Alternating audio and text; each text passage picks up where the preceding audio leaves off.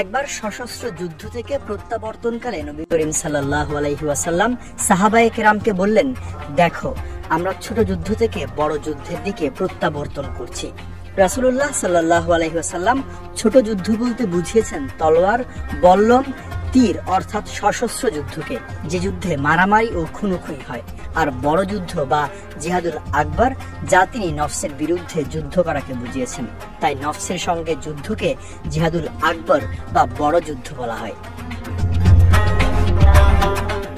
পবিত্র কোরআনে মহান আল্লাহ বলেন, আর যে ব্যক্তি স্বীয় প্রতিপালকের সম্মুখে উপস্থিত হওয়ার ভয় রাখে এবং প্রবৃত্তি থেকে নিজেকে বিরত রাখে, জান্নাতি হবে তার আবাস। হযরত আবু হুরায়রা রাদিয়াল্লাহু তাআলা আনহু থেকে বর্ণিত, রাসূল সাল্লাল্লাহু আলাইহি ওয়াসাল্লাম বলেছেন, জাহান্নামকে ঘিরে রাখা হয়েছে আকর্ষণীয় কাজকর্ম দিয়ে, আর জান্নাতকে ঘিরে রাখা হয়েছে নিরস কাজকর্ম দিয়ে। গুনাহ বা পাপ হয়ে গেলে তওবা করা জরুরি।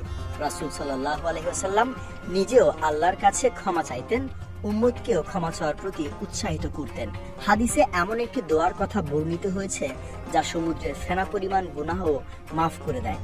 রাসূল সাল্লাল্লাহু আলাইহি ওয়াসাল্লাম বলেছেন, যে ব্যক্তি দৈনিক 100 বার এই দোয়া পড়বে, তার গুনাহসমূহ যদি সমুদ্রের ফেনার মতো বেশি হয়, তবুও তা মাফ করে দেয়া হবে।